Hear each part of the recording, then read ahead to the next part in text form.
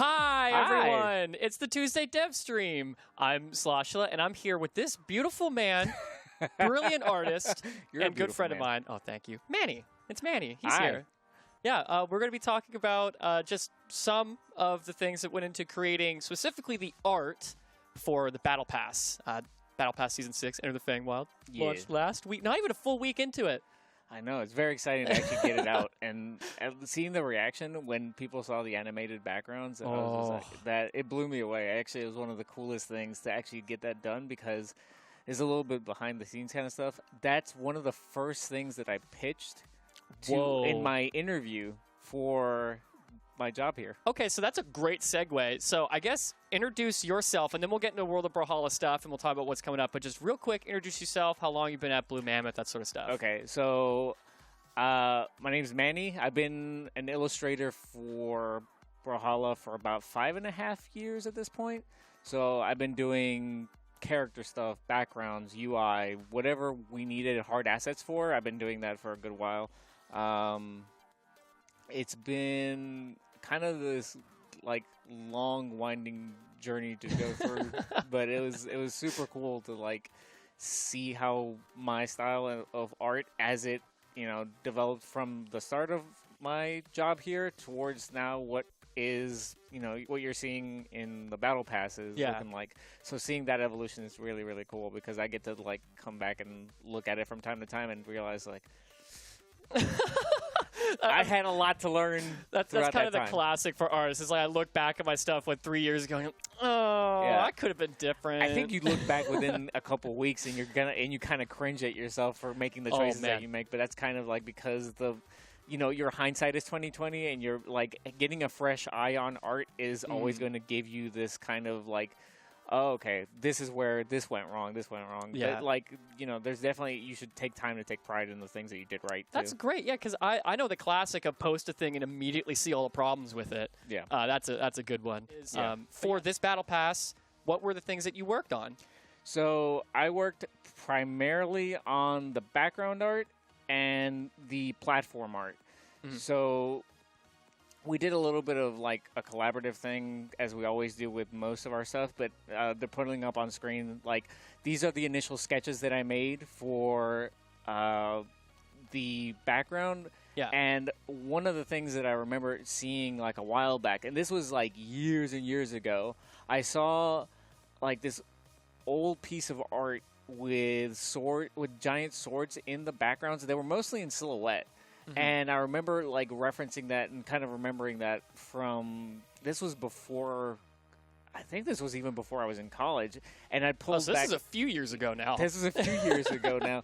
And I remember like always thinking that would be a cool concept for a background, and I never really found a place for it in any of the other maps that I ever worked on. But when Feywild was discussed as the Battle Pass theme, that was one of the first things that came into my head, is like, I gotta find that piece of reference. I never really found it, but just going off of a memory and that feeling ended up kind of like leading me towards these kind of sketches.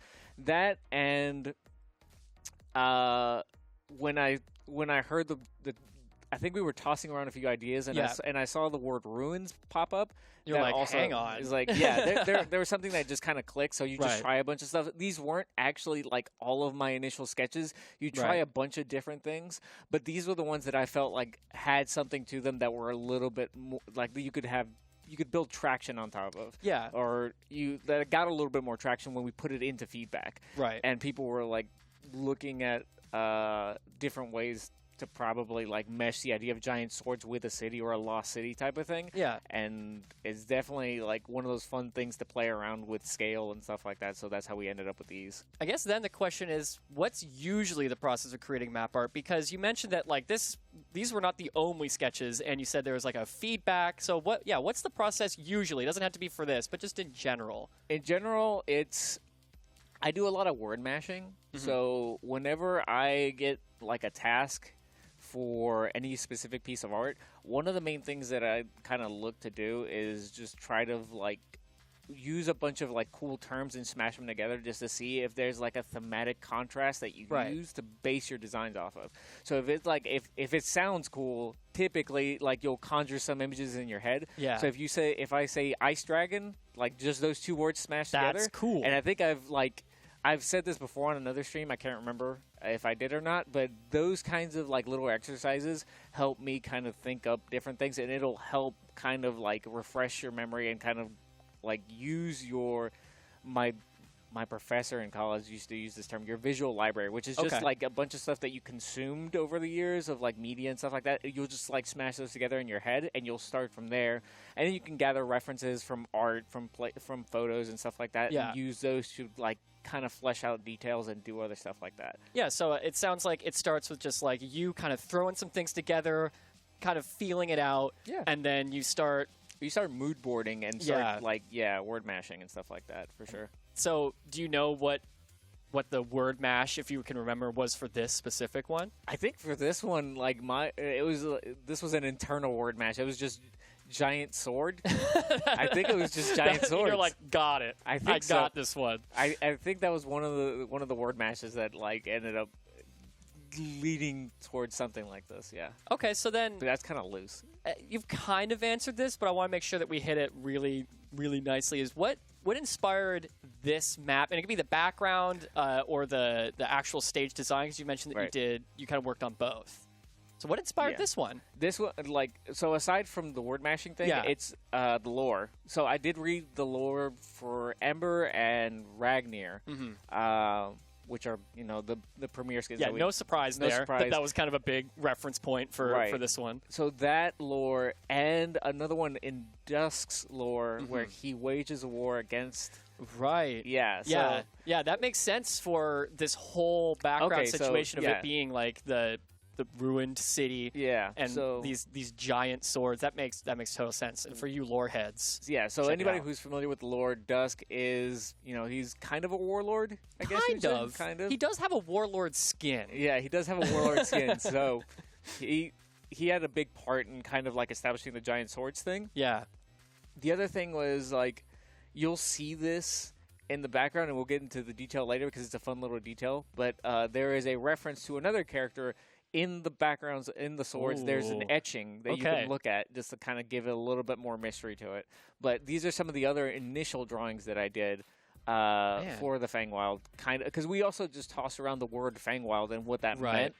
And I remember that bottom right sketch was a sketch that I did years ago, and I used that as part of a starting point for the rest of them. The rest of them were ones that I did also just specifically for this map. And I tried to like put cities inside of like the woods, what that would look like, kind of like elven ruins and stuff like that. This was the first animated map. Did that affect the design process or anything at all when it kind of came to bringing this all together? So not specifically the background as much as the platform. So it did it did come into play with the platforms because I started having to do a back and forth with Mike, who is one of our animators. Mike with a Y, not Mike with an I. Okay, so not metagame Mike, but not metagame Mike. Mike with a Y. Got it. So okay. Mike with a Y. He was a big part of like kind of establishing what he wanted to do with. He had like a bunch of ideas that he wanted to try out, and one of them was like having the water move around a little bit. Right. So if you ever see the bottom of the main platform where the sword is actually like the free for all map, or you mean the 1v1? No, the 1v1. Okay, got it. So the 1v1 is transparent at the bottom, specifically to not hide, in part to not hide the animations that he did in the water. Oh, okay. So the twinkling in the tree and the movement in the water is all Mike, and I wanted to make sure that like I don't want to cover up his work and make sure that this actually gets a space to shine. So we made the decision to make the sword transparent, as well as it's just a kind of a cool. It's kind of cool. It's just kind of cool to have a transparent sword. Also, it just made sense with the background art because that background sword was made before the platform art. So I use that as a reference point for like how do you get this to to actually show off the fact that Mike did so much work on his animations in the water. So use that and made it a little bit more transparent and still gave it that kind of like celestial glow kind of feel. Right, yeah, which is kind of all over a lot of the items in this pass. That just like that little bit of like translucency, the light blue translucency specifically through, I think, most of the skins, at least Dusk for sure, has a lot of it, and then all the weapon skins and stuff like that. But I do really want to quickly, can we go back to the picture before this where everything was kind of blocked out in colors? Yeah. What are we looking at here? Okay, so this is a little bit of a, like how the sausage is made kind of thing. Yeah. Those are all selections. So what I do is when we have a layout that I'm happy with in terms of the sketches and everything else, you have to start painting. And one of the things that is really difficult for anybody who's actually like painted is keeping your edges clean on certain surfaces and making sure that certain places retain their separation and the difference in space. So when you select one of those, it just makes it easier when you're working with like software like Photoshop. It'll just grab the color that's inside of this silhouette and nothing else. So as a result, you get a mask that you get to work with. Like, you ever seen like people do decals on cars and stuff like that where they'll just put a mask on and then they'll spray it over? Same concept here. It's just, Photoshop wise. So, and Adobe is the primary kind of suite for all of our creative work. We do most of the stuff in Animate, but I get to do the backgrounds in Photoshop. One, it's an easier painting process than trying to work with vector art and trying to make a background out of that. You can definitely do that. There are people who are really amazing at it. For me, it's very difficult. So, and also, I just want to get that painterly kind of quality to it. If you look at some of the stuff that's in there, I want some of the brushstrokes to be visible, some of the stuff to like retain that sense of like personality, and that there's that a person or an artist actually made this thing. Right. Even if you can't really tell in some ways or another, I just want it to feel like it's handcrafted. And I mean, that's kind of a big part of Brawlhalla's aesthetic is like everything is hand drawn. Yeah. Right? Like it's really like you can see it in the animations. You can see, I mean, everything is frame by frame. Yeah. Right? In every animation. And so it makes sense that the background art and the stage art would follow that. It kind of marries everything together of it looking somewhat hand-drawn or hand-painted in this case. And also, I just love the colors in this, by the way. I appreciate it. That pink from the tree is just, it's so nice. It's so nice. I'm definitely glad we went with this, because I did have a daytime version of this,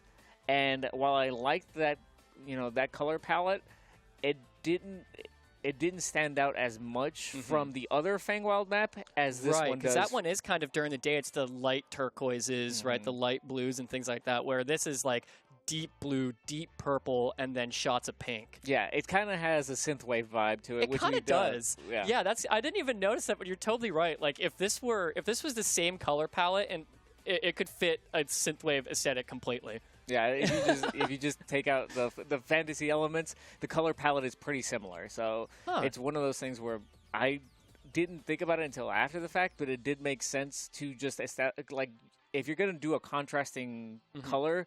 Pink is pretty good for blue because it just ends up popping a little bit more because it's a warm tone. So you same use with that an orange and blue. Yeah, right? That's a classic. Very classic. Very.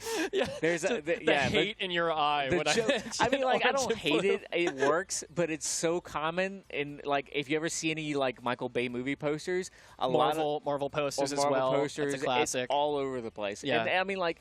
It looks good. It's a nice contrasting It's our logo color too. texture. We have the orange typeface, and then we have the light blue and the little turquoise gem, but the light blue hammer behind it. Yeah, it's just kind of it just works. Yeah. Well, the reason why movies did it, as far as like my professor told me when I was in college, was because it makes. Some skin tones pop out a little bit more. So if you have everything in blue and then you have, your actors come on screen, like they pop out a little bit more. So if the background's blue, you'll have, that contrasting color for that. This is great. So I guess then, because you talked about it a little bit about how the sword in the background came first before this sword, but how did you land on this map layout, and did the stage design influence the background design? Vice versa, because you already mentioned the sword, but is there anything more to that? So, Brooke pitched this kind of layout, and she was largely responsible for like pushing the fact that we got to fight on a giant sword. Yeah, that's really cool. Yeah, so big shout-outs and credit to her, and as well as you were in on that feedback process, I believe. And one of the things that I believe we talked about is, like, it would just be a really cool idea that, like, if you have giant swords in the background, establish a piece of geometry so that you can fight on one of those things, and that just feels like a really cool, different kind of thing that we've just never done before. Yeah. And, yeah, I can talk a little bit on that because I remember at first the big part of it was actually the hilt, and you were fighting on the handle and the hilt of it, and we were like, I mean, if we're fighting on a sword, you want to fight on the blade. You want to fight on the blade. That's the cool part. Yeah, you know? And so that's kind of how that got to this point, at least from what I've seen from my side. Yeah. So this is kind of a cool little transition. These are also color selections. Right. So I would establish your flat colors first so that I can use the selections to, like, when I'm starting to actually render and paint, you use that as a way to, like, keep your, you know, you can do broad brush strokes and not have to worry about painting outside the lines kind of thing. Right. So it just does it for you. And flats are essentially just, like, the base color of what this is going to be. Yeah. Cool. So that's your. It doesn't have to be. I mean, like your flats typically mean that you're starting to establish what the actual color will be. If you want to do selections and you want to make sure that your selections are very specific, then you probably do an underlying layer of a much brighter and much more like different color. So that way you would have like a very clear, you know, outline that you're working with. So when you use your selection tools, it doesn't like accidentally select a bit of the other thing that's below it or something like that. That makes like sense. geometry-wise, you do still consider gameplay stuff and gameplay implications as you're going along with this. And the sword is a cool shape, but like ultimately, if you have a blade, it doesn't play well sometimes with the way that the characters will be, you know, interacting with it on, you know, on screen. If you're trying to wall grab or anything, or like just, you know, make your way back onto the main platform, or just the horizontal side, you'll end up having a lot of frustrations with an actual blade getting in the way of that. And this also kind of, I want to say a design excuse, but more of just like the design allows the stage to be more fun, because if the sword was really, really long, then you just have like a fight that's happening way over here, and then a fight that's happening way over here, as opposed to actually condensing things. And so breaking the sword kind of allows the map to be a decent size. Yeah, because if you know, with larger maps, you do have the problem of isolation, and like Big Titan's End. Yeah, I will shout that map out. I will every time. Yeah, it's one of those where I personally saw it as this kind of like odd space to navigate. Some people really like it. Some people really like fun party modes where, you know, and some people like to be wrong. Yeah, that's fine. And that's okay if you have the wrong opinion on Big Titan's End. That's totally fine. But no, like there are places for like big party maps, right? Yeah. You know, like big Twilight Grove, for example, right? That is a really fun map to be on, but it does also kind of like, because it's got this top platform where people will fight, and then this bottom platform and this side platform, but it does create this sort of like party atmosphere. And so there are places for those types of map, but this was not specifically the place for that type of map. No, this one was like we wanted this one to feel like, yes, you could isolate a certain fight so it wouldn't get too chaotic, so that's why you have the two branching parts. Yeah. But not so isolated where like you'd have to work your way all the way over to the other side in order to be able to get involved in something. Yeah, it's easy to get involved in both sides, but it is new player friendly in that like it's relatively flat. Yeah. You know, it's there's like a 2 jump height or something to get over that from the handle to the sword. Like that, so okay, so I guess then, why big swords? You talked a little bit about it, but really, like, how did we land on just big? It's such an aesthetic choice for this. Like, the 1v1 map or 2v2 map is a big sword that you're fighting on. The background has, I think, 2 big swords, maybe 3 big swords. Yeah. The FFA is a big sword. And you said, like, you know, we're remembering a reference from before, but why big swords? So on the platforms, it actually wasn't big swords at first. I had a bunch of different, like, tinier sketches somewhere where it was ruins, it was pieces of the castle. If you see the castle, or like the ruins in the background, I had that in some of the sketches in the front, but it wasn't as fun as just fighting on a giant sword. Cool, because if you just say that I'm going to fight on a giant sword, or if like a character is going to be running around on a giant sword, it ends up being much more fun than something that you could probably see on some of the other maps already. Yeah, it's because we did already do what Battle Pass 5. There was castle essentially, right? Like the background was the the castle right on the big Yeah, Lion's it's the Head OEL. mountain. Yeah. Exactly, the OEL. And then for the FFA, you're kind of inside, kind of like the ruins of the castle, right? And so if you're to do ruins again, it's like, okay, well, we just did that. But we've never done big swords before. We have never done big swords before, so the fact that we haven't done something is a good excuse to just branch out and try different things like that, especially with, I got to give a lot of credit to Brooke specifically on that, because she pushed real hard on the idea. So, and you guys did as well. Because, I remember you giving feedback like, this is the coolest concept for this kind of thing. It's in the background. You might as well move it to the foreground. So, shout outs to you as well for giving that piece of feedback, because it was one of those things where I kind of wasn't fully sold, but because you guys were more sold on it, I kind of worked myself into finding a cool layout for it. Dave was also really responsible for the design of the snakes there. Oh, so, yeah. And you're talking about specifically if you're looking at what would be the hand guard, right? There are that flourishing. Those are snakes. Yeah, so snakes in the flourish. He did the designs for the giant sword in the background, the main one that you see that's highlighted by the moonlight. Yeah, it's got a bit of a Mjolnir look to it. Yeah. So he was that one there. That one. So Dave came back with that. He sketched that over my sketch, which was a more generic sword at the time. So when he established that kind of nice chunky proportions for it, and I was like, that's immediately it. He had a really good idea for that one.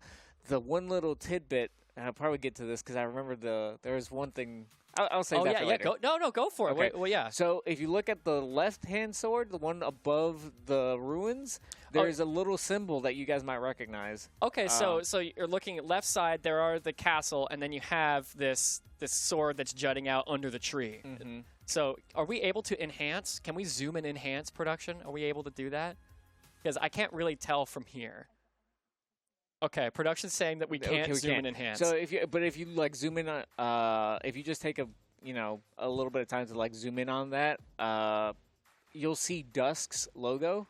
Oh yeah, and actually, if we can go to the free for all map, there is also a logo that people might recognize on the sword by chance. There you go. I don't know if anyone has seen Dusk's orb. Wait, how did I get there? That wasn't on purpose. Yeah. Oh, whoops. I didn't mean to do that. Yeah, no. These references are kind of all over the place. Yeah, so the lore reference specifically to Dusk, I wanted it to be very clear that he has a lot to do with what's happened here and why the ruins are there. Which, again, reading the lore, no surprises, right? That guy is not a nice guy, to put it nicely. Not very. He's kind of a meanie. So a lot of it, I was very happy to see that we did end up doing the skin that we did for him, because he needed some love specifically because of his ties to this battle pass. And that skin is so cool. Yeah, it's Deathcap Dusk. Oh, top tier. I think that was another Dave thing. I believe it was Dave. I'm not entirely sure. I don't want to shout out anybody incorrectly, but I mean, we could always just shout out Dave. Dave rocks. But also Dave is awesome. So it's one of those. And he's been on the streams a few times. That was a few years ago now, maybe. Yeah, I got you. I don't remember, but yeah, I believe that was part. That was his influence, if not in part. He's always involved in the conversations anyway. So I'm gonna give him a little bit of shout outs for that aesthetic choice. And we got a question from chat. How do you figure out where to put the platforms on each map? And so I imagine they're talking about the soft platforms. Okay, that was. I'm not specifically involved with that aspect of the conversation.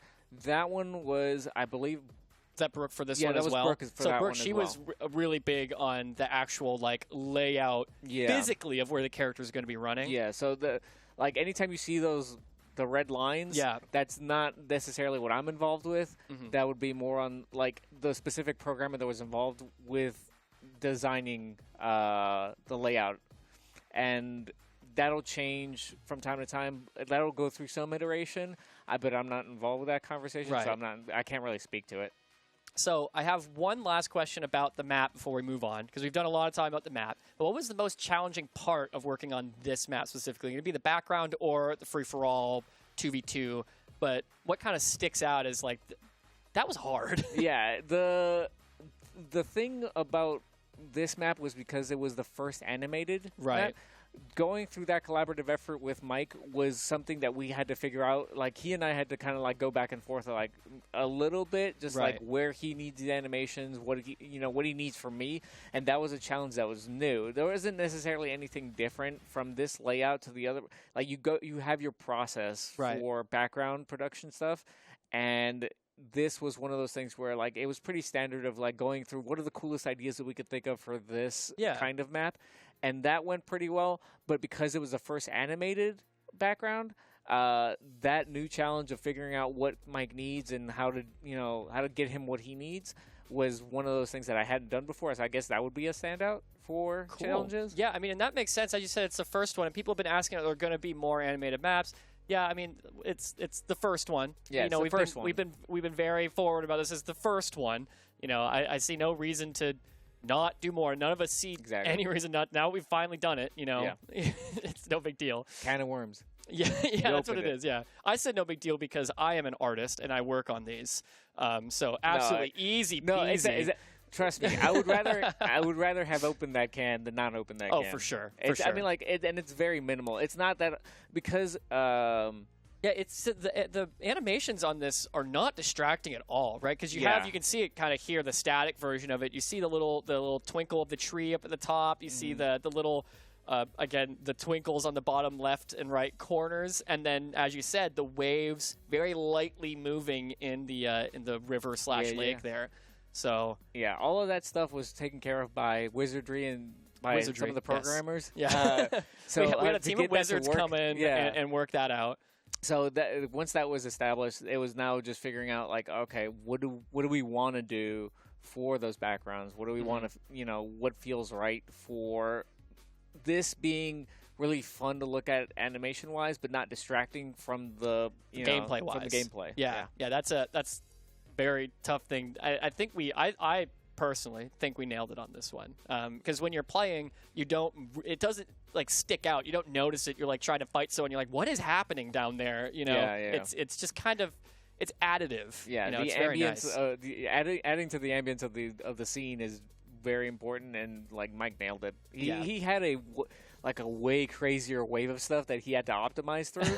Like his initial sketches, he went real ham on the water. We're like, okay, let's just pull this back a little bit. Yeah. There was just so much moving and really cool, and like it was super cool. But like you have to consider optimization when you're talking about all this stuff. Yeah, and that's one of the things that doesn't get really like talked about too much. But someone actually asked in chat, like, isn't this heavy for PCs, for example, this sort of thing? But you're mentioning that like it went through a very heavy optimization pass. Yeah. So Mike went through that with another part of the team that I don't know. I wasn't part of that conversation on that optimization side. I think Jade was also involved. Shout out to Jade. Jade also is an awesome animator. He works for us as well and has been with us for longer than I've been here. Long time. Yeah. Long time. Yeah. So he knew his stuff. So obviously he was a good resource for Mike to reference, and they worked through a lot of the optimization stuff as they were iterating on how the water's going to move. How there was a time where I think we were gonna, I don't know, we were gonna animate the tree so that there would be like lights shining out of it, and they would move.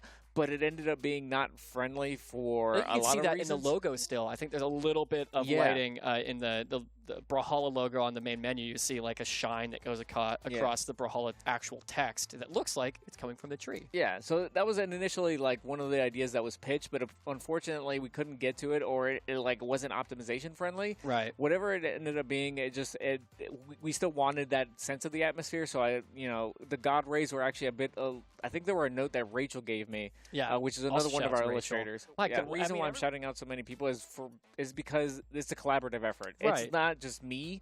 A lot of this stuff goes through feedback. It's, even if I am the person who's primarily working on this background, you put it up for feedback, they give you a bunch of notes, and those people are really good at what they do. So it's good.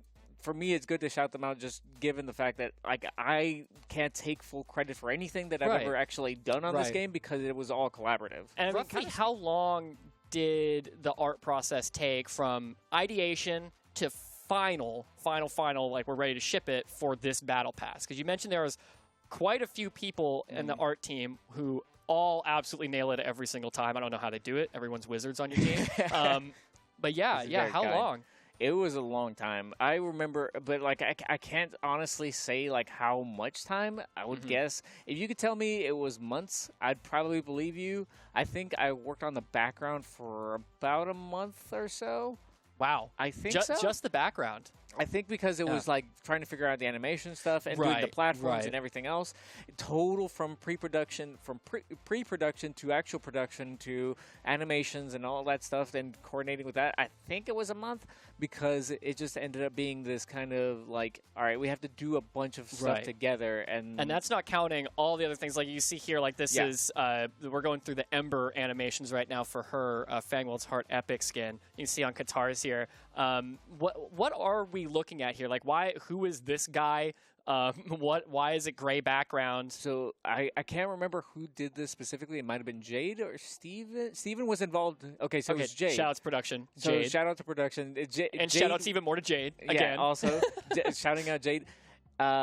He put together this kind of like really beautiful set of sketches so that you could get the theme and the feel for Ember as she was going to get like the big treatment of getting the what's the name of this Fangwell's Heart, the tier skin. Oh yeah, Epic skin. It's an epic skin. Yeah. Okay, so the epic skin, they get the SFX treatments and stuff like that, and they have to tie back to the original animations, but also have a flourish to them that the originals do not. And in this case, the theme being Fangwild, you can see like little sprouts of like.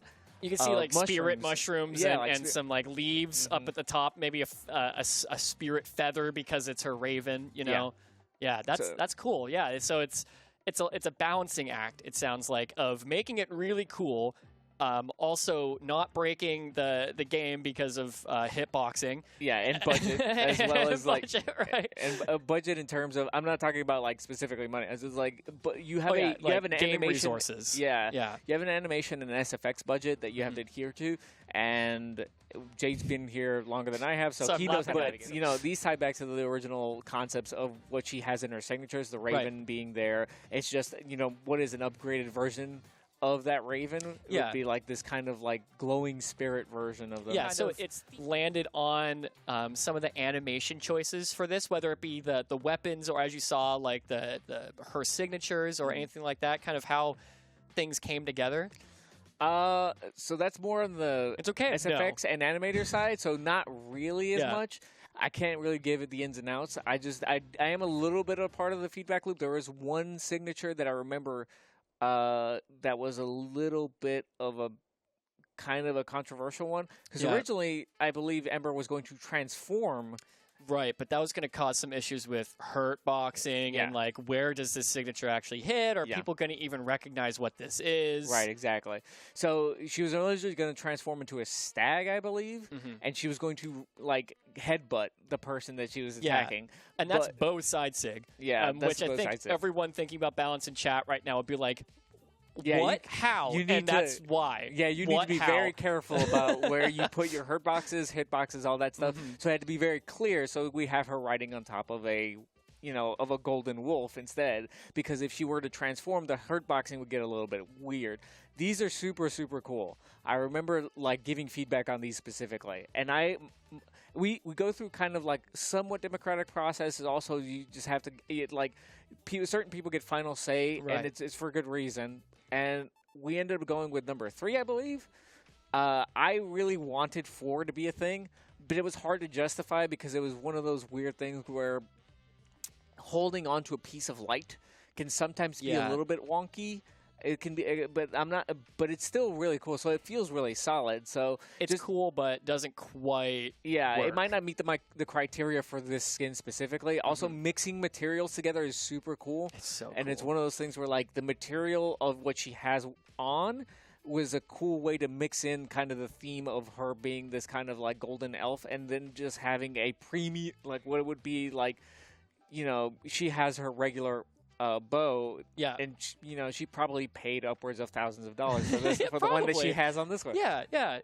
I mean, so because the whole thing ends up looking like just like her ultimate form. Yeah, that's kind of what you're getting at is like it has to work in the game, but also like it's just gotta look like it's gotta look ultimate. Yeah, it's gotta look ultimate. So shout outs to Denzel Curry, Ultimate. Oh man, don't get me started on Denzel. But these are super cool, and I know that this is one that like a lot of the community has really been big on. So I'll just let you take the reins on that. Well, yeah. So this is a spread of a selection of sidekicks, and I mean, you could tell the community can tell like who we actually end up choosing out of this. We have Mandy and Ted and Razor and Sal, right? So 1, 2, 4, and 9. But before you get into like why and what this is, I want to shout out that Ted was perfect from the start. There was no iteration on Ted. Yeah, there was absolutely he just came out iteration. Right. Yeah, he was exactly what we went with off the rip, and honestly. You know what? I get it.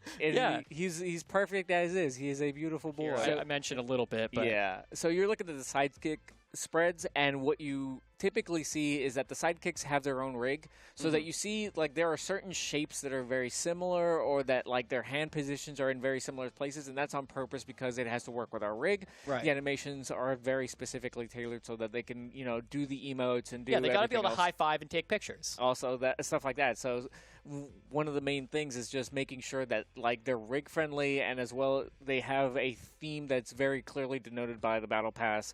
All that stuff is an iterative process like everything else. So we have you have your standard like throw things up on the board and see what people tend to gravitate towards, and people will put because we're all artists on that channel, we will just give notes like, what if we tried this, what if we did this, and we ended up with like different versions of Razor. As you can see, there's green and different like iterations on in the spread right before this, Razor was blue, right? And this one, like, you can see iteration, as you mentioned, right? Like, of a sidekick we didn't even go with. Yeah. But there was still iteration to see, like, will this work? Do we want this? And then for Razor, it looks like it came down to as simple as maybe just changing the color.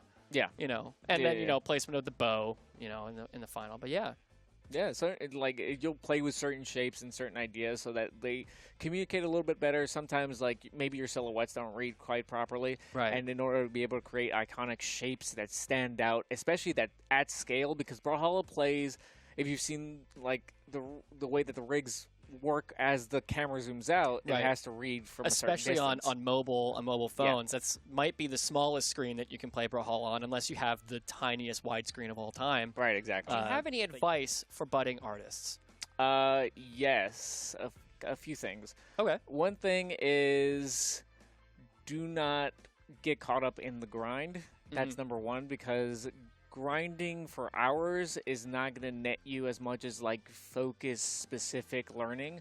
So find yourself, some good resources online. Do, look at reviews, look at things that you might.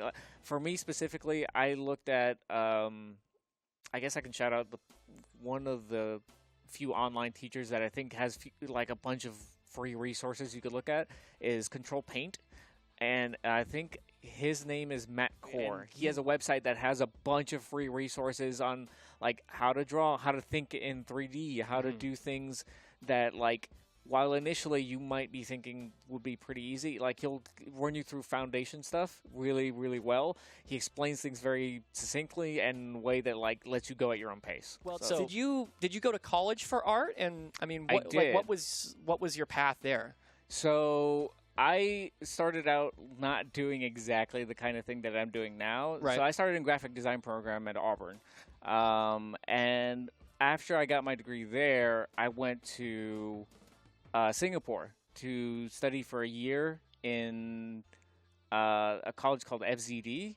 Okay. So I got my degree from there after that, and that was the primary way that I got my portfolio started and ready for my interview here. Okay. And that, like, all of those skills specifically translated a little bit more so to what I do now, although my graphic design degree does play a part in whenever I'm doing UI, whenever I'm doing any of that stuff. Because you don't just do map art and map backgrounds and things like that. Yeah, so if you ever, if I could recommend something, if you want to do specifically, I guess entertainment design, look that up, or industrial design, because that has you drawing things in 3 dimensions. It has you doing things that you would probably more so translate to games. Okay. But if you want to do like graphic design stuff, obviously like, doing logo work, branding, any of that stuff, that it can translate to games.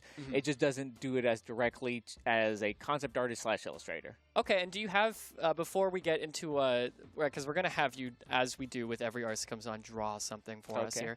But do you have a specific recommendation for illustrators, because you're a staff illustrator? Do you have any recommendations for someone that wants to become an illustrator, or someone that's working towards being an illustrator, or anything like that? Wait, you said, repeat the beginning of that question again. So, you're a staff illustrator. Do you have any recommendations for people that want to become a staff illustrator, or just an illustrator in general? Maybe someone that hasn't even started art yet, or think maybe their art is bad, or something like that. Yeah, I would say same advice that I already gave is just like make sure you don't sweat too hard and try to like just pump away hours like in the night trying to like make sure that each sketch is perfect or anything like that. Right. Draw as much as you can. Keep a sketchbook with you, you know, and draw things that inspire you. Make sure that you're playing around with the right things. Shape design, you know, work on your fundamentals a lot is like one of the main things, and that's why I kind of shouted out Matt Core, because he has a lot of like free resources on how to do fundamentals. I think his fundamentals course is like probably like a $10 thing. I'm not sure. It's not much. No big deal. Yeah, $10 bucks. It's essentially just work on your fundamentals of like thinking in 3D, working in perspective, doing all that stuff will net you pretty big benefits. Also, life drawing and drawing from observation, like actually going out and drawing what you see, is a huge thing that will help you understand how things work. Make sure that like shape appeal is a big focus of yours as well. It will also help a lot with like making sure that like if you're drawing something that it feels really nice to look at. Right. That is pretty important. And I mean, speaking of keeping a sketchbook, we have a really big one here for you. Yeah. A very large sketchbook. Thank you. That is an incredibly large sketchbook. Yeah. Thank you, Winan. Thank you. So we have a pencil here for you to get a sketch going, and a marker for when I guess you're inking, we'll call it. Okay. We'll call it inking. I don't even know how to start here. I guess I'll ask first, how do you apply for BMG, and also what was your process for applying to BMG? So my process might have been pretty standard, actually. So I applied right after I came back from Singapore, and it was because a friend of mine from college shouted out BMG specifically, and mentioned the fact that BMG was located in Georgia, which is not too far from where I was living anyway. Right. I live with my family in Alabama, so this came, you know, pretty like a pretty nice step towards like, you know, establishing a career move that that would make sense for me because I would like to stay close to my family. That makes sense. Who's your main legend? Main legend is Mordex. And who's your favorite legend? Mordex. Mordex, right. Okay. And what skin do you go with, weapon combination that you usually go with? Let's see. I usually go. I try to go puppy Mordex. Like that's a good one. That's a Heatwave 2018. Yeah, it was a Heatwave. It was a while back. His name is not Puppy Mordex on the skin, but I call think it's him Dog Days Mordex. Dog Days Mordex. Yeah. But I call him Puppy Mordex because he is a good boy and a beautiful. So have you seen the tournament background arts that we've been doing for I guess all of the recent tournaments? Yes. So I saw a few of them. I saw Toast. Yes. Give me some of them, and just to look at before they go on. And honestly, they did a fantastic job just translating a lot of those, because a lot of those pieces of art I worked on like way back when, and they translated it into an animatable version of them, or like a stream friendly version of them for the tournaments, and they ended up like really great. It gives you a different perspective on the same kind of layout, but it makes it feel like it's expanding the world a little bit, if that makes sense. Yeah, they do an incredible job. It's kind of crazy. Yeah, for sure. Yeah. And then also, and I know I kind of have an idea of what you're drawing already. I'm not going to spoil it, but currently there's a bit of a handsome Squidward vibe going, and I am totally down for it. There's definitely a handsome Squidward vibe that I was not going for, but like I'm glad that it's there. Hold on. Okay, so Sora sent me the link over Discord, so I'm going to check that out real quick. Maybe this will jog our memory jog your memory. I have no idea. Was it an Xbox controller? Oh, there you go. It's this. Oh, yes. Yes. I remember this. Okay, this wasn't a BCX thing. This was, I looked at that I'll send this to on production. Twitter They might be able to like a pull it up. while back. And I think that's one of the few times I've actually used Twitter. It's because I saw that and I had to like state that that was like one of the things that I worked on from way back when. Yeah, I think that's the PS4 Yes. background theme. Yeah. Yeah, it's an animated theme. Steven also worked on it. So again, shout outs to the rest of the team because I don't do this alone. Steven did the animations in the center. If you have the PS4 background, you'll see like two characters fighting in the I think center. it's Orion and Hattori. It's Yes. referencing our launch animation for PlayStation. So if people have seen the launch animation, first off, if you haven't, I mean, you should go watch it. It's awesome. You should go watch it. But also, yeah, the PS4 background theme references that, where they're kind of like fighting and being awesome. Who was the main or lead designer for Jae-yun? Ooh. Mike with an I. Mike with an I. Character. So Metagame Mike was that for animations, or was that just as the actual? Character animation for the legend. Okay. Yeah, animation-wise, yes. Do we know who helped come up with his final actual like base skin design? Unless you remember. Do you remember, Manny? remember it being another collaborative blur in my head. No, it was very collaborative. Yeah, okay. We went through a lot of iterations. So for those that can't hear it, White Sheepy here saying that we went through a lot of iterations for Jaya, and that was a very collaborative effort, which is a pretty common phrase I think we've heard today. In general, when it comes to the art team, it is very collaborative. I think more than most people realize. It's not just one person who's doing a big drawing, and it's like they do a drawing, and then it's like, okay, how's this? You know? And it goes through so many iterations. Again, as you saw, like we had that layout of sidekicks where Razor specifically went through a few different iterations to kind of land on where Razor landed on. Who designed Nye? That was before your time, wasn't it? Oh, that was way before my time. Yeah, because you showed up 2017. I showed up right as soon as Koji launched. Oh my goodness! Because I was hired in 2018. And that was like 4.5 years ago now. I don't know if this turned out how I wanted it to. I mean, it turned out better than anything I would have done. That's for darn sure. Oh, do you want to show the class? Yeah, we'll show the class. All right, let's show the class. Boom, baby! Oh, that is beautiful. Okay, we're gonna get a zoom in. Don't worry. Heck yeah! I don't know where to put it. There we go. There we go. Yeah, so that is, do you want to explain what you drew here? Because I know, and I'm flattered to all heck. So I smashed Slosh in with his,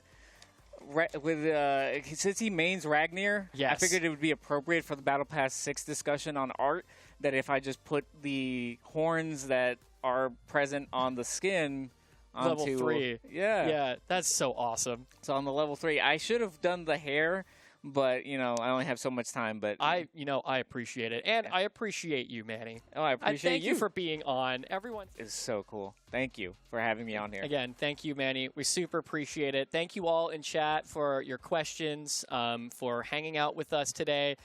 Thank you all for being here. Again, shout-outs to Manny and the rest of the art team who has gotten so many shout-outs today, and they deserve a billion more shout-outs. But that's it for our stream today. Yeah. You can follow Manny by playing the video game. So you can follow Manny. And if you want, you can follow me at @thesloshla on Twitter, and you'll be able to see the reference that he was pulling from there. Yeah. But yeah, that's it, everyone. Manny, you have any parting words before we just say bye? Thank you so much for all the kind words. It was an awesome, awesome experience to work on the first animated background in Brawlhalla, because I honestly, like I said at the beginning of the top of the stream, it was just a thing that I wanted to do since I got here, and I finally got to do it, and it was worth every little bit of the wait. It was super fun to get to work with Mike, and it was, I don't know, That's so rad. Literally a dream come true from, That's awesome. That's so awesome. Everyone say thank you, Manny, and bye, everyone. Bye, everyone. Bye. Thank you so much. I'm going to keep waving. Oh, we're fading out real slow. There we go. Bye.